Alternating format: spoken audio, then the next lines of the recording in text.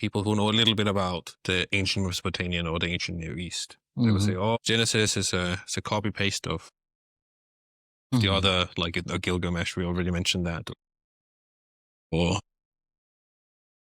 other, like, Egyptian or other creation theology. But this is not necessarily untrue, but how? Yeah. I mentioned earlier literary scholars' new definition of myth in functional terms. And I believe that's a good approach to this issue as well, because there can be no question that there are similarities between, especially Genesis 1 through 11, and ancient Near Eastern texts. There is a discussion whether the most similarities should be found in Mesopotamian texts, or whether we also should look to Egyptian texts. But I do think that the Mesopotamian texts are those with most potential, so to speak. So this is not an issue, really, because those similarities are there. The question is, how do the texts differ? And if we describe the similarities through the language of mythemes or motifs, how are they used in the Mesopotamian texts and in the biblical text? And this is where things become very interesting, because despite all the similarities, and if you, for example, take the flood account, there are very detailed similarities. The birds, for example, that Noah sent out. But there are also major differences. The most prominent, of course, being that in the Mesopotamian texts, you have many gods, and in the Hebrew text, you have only one God.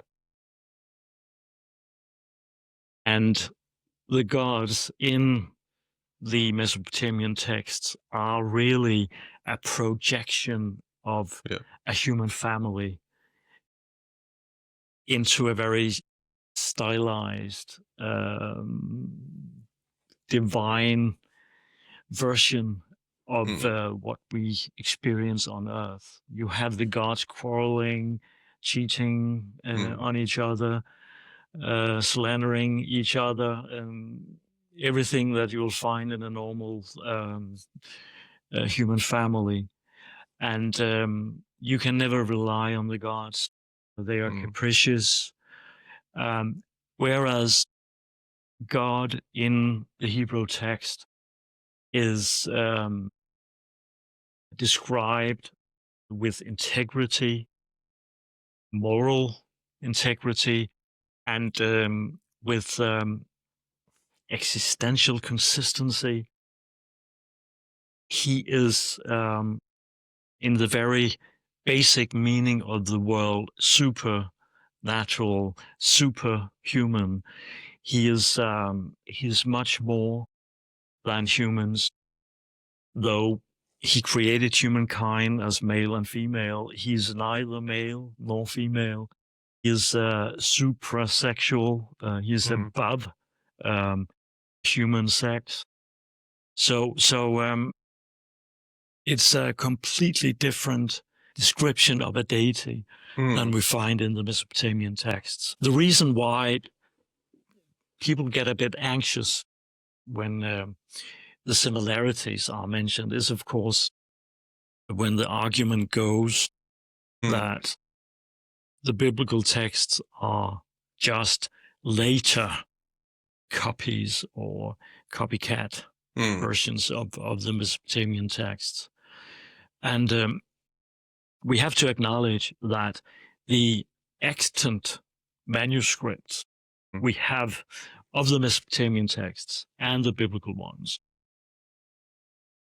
are far apart in time, because the Gilgamesh epic, for example, exists at least in a version from around 2000 BC, whereas the oldest extant manuscript of Genesis is from the 3rd century BC.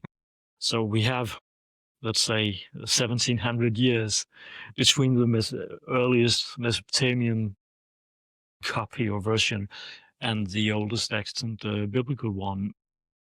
But again, the biblical texts were most likely, seen from a historian's perspective, copied for centuries.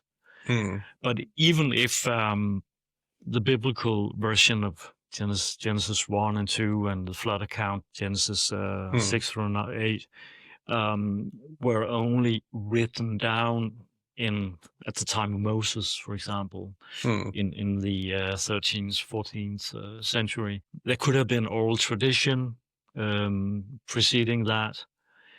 But even if God only revealed or inspired the biblical author to write the text at that time, it doesn't mean that it has to be less historical just because it was revealed to them later than it was remembered by the Mesopotamians. And I do believe, for example, as far as the flood account is concerned, that all the accounts go back to a singular event.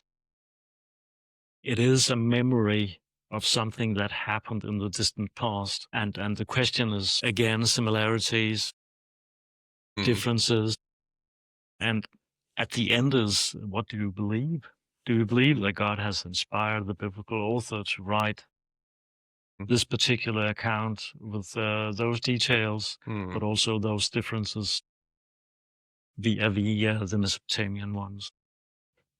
Yeah, and that's very helpful to think about it that way. And also thinking the same is that they're also written in some ways polemically as saying like, so a critique of these, like, no, your gods are too human. God is more superior than that. Yeah.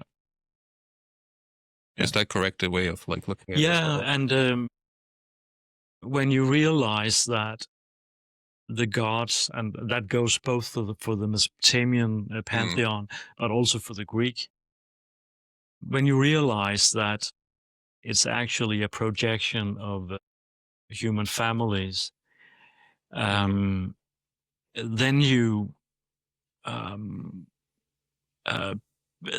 well, it's a sign that here we are dealing with people's ideas about the gods, an attempt to describe the divine world on the basis of human life and human experience.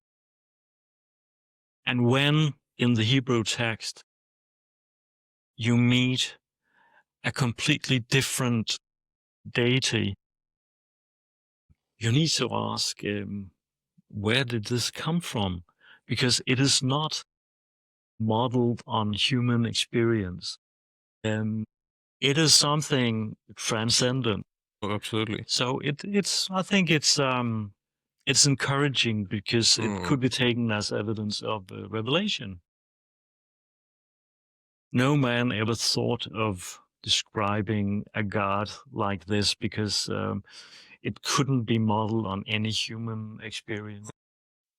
Exactly, and when you go across any kind of creation stories about the gods, all of the gods, like whether they're Greek, Egyptian, Babylonian, Persian, they're all very human. Yeah. And they are very morally flawed. Yeah. And the only